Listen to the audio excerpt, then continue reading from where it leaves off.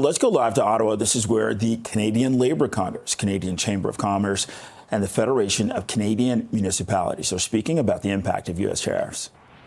Resources with the local capacity to deliver outcomes, and it means empowering the governments closest to the ground, the ones already delivering results for Canadians every day. Because this isn't just about confronting unjust tariffs, it's about building a country that can weather disruptions, protect jobs, and deliver progress in an increasingly uncertain world.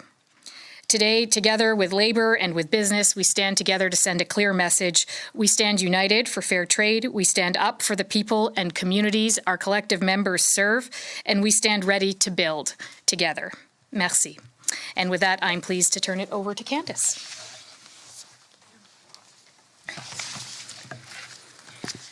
Hello, everyone. We are standing here united today on behalf of businesses, municipalities, workers, with great concern for all of the communities that are so brutally impacted, especially with this escalation in tariffs. Just a reminder, there's no CUSMA exemption with these tariffs, which are Section 232. And our remarkable steel and aluminum companies have already been shouldering other tariffs at a lower level for months. But today is, in fact, a game changer.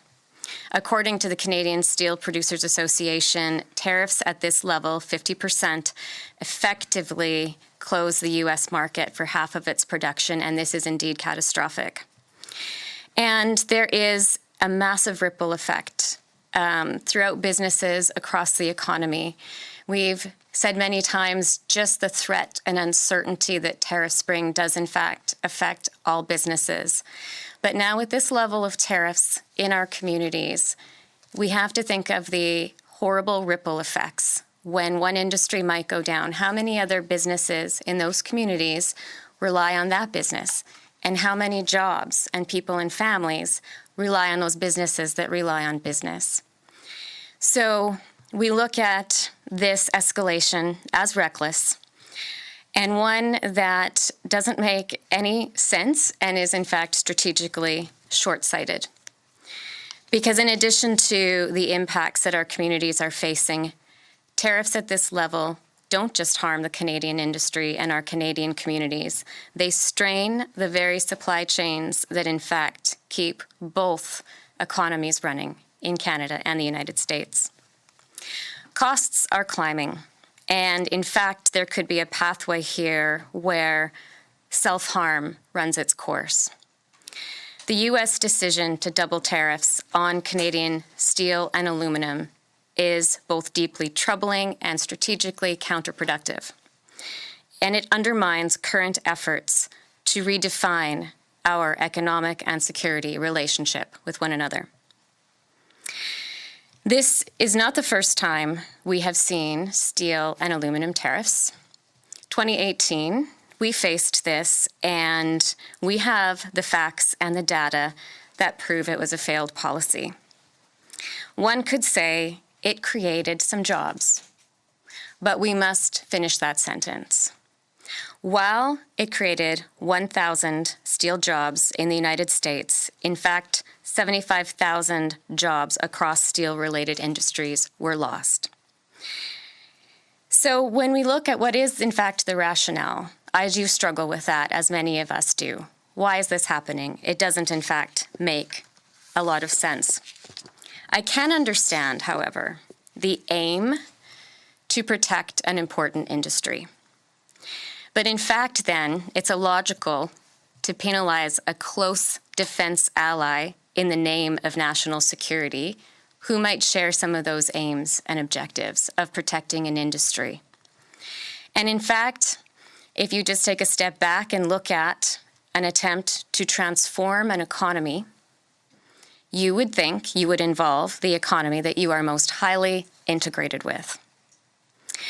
I do believe and have hope that Canada and U.S. have shared interests, but today we are all frustrated because it's obvious we don't have a shared language. And there is the heart of the matter with steel and aluminum. They are, in fact, more to Canada and more to the U.S. than just an economic asset. Our domestic steel production provides us with jobs and an important role in our economy, but it also provides us with strategic insulation. It allows Canada to act with greater autonomy on matters of defense and economic resilience. So how do we protect our industry? Whether we do that together, ideally, looking at North America, continental economic and national security, or we're doing it as Canada in the domestic front. So we've heard some things about what is urgently needed. And I will be the first to talk about, let's use Canadian steel and aluminum for our nation-building projects. There is the aspect of time. And that aim, which I promote, our communities won't be able to wait for, even though it is a great aim and an important one. Our Canadian steel and aluminum industry and the communities impacted need our support. And this includes federal governments, all levels of government, working together decisively and urgently.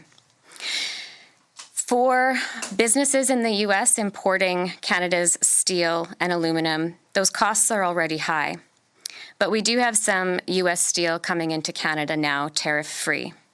So we can look at the use of targeted counter tariffs, but be careful to maximize impact on the U.S. while minimizing impact on the home front. And at the same time, Canada can address the challenge of unfairly traded steel in our domestic market. This moment, as upsetting as it is, calls for calm, coordinated leadership, and we urge our governments to bring every diplomatic and legal tool to bear to protect workers and to protect our communities and to protect this industry. We must ensure that our domestic steel and aluminum industry remains resilient because their health is a matter of national interest. Thank you. We will now open it up for questions. If I can get your name and your outlet, that'd be appreciated. And we'll start with questions in the room and then head off to Zoom.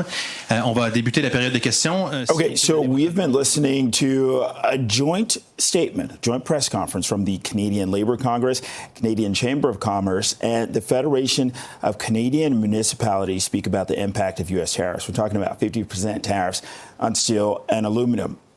One of the things that we heard is that this is not the first time. In 2018, we faced this and have the facts and data that it was a failed policy, creating 1,000 jobs, but taking away 75,000 jobs. We heard Carol Saab say, we stand united for fair trade and we stand ready to build together. And that tariffs at 50% effectively close the U.S. market. And, you know, with this level of tariffs in our communities, we also have to think about the horrible ripple effects. We're talking about businesses that rely on businesses. And one of the other things that came out of this is that the tariffs were described as reckless.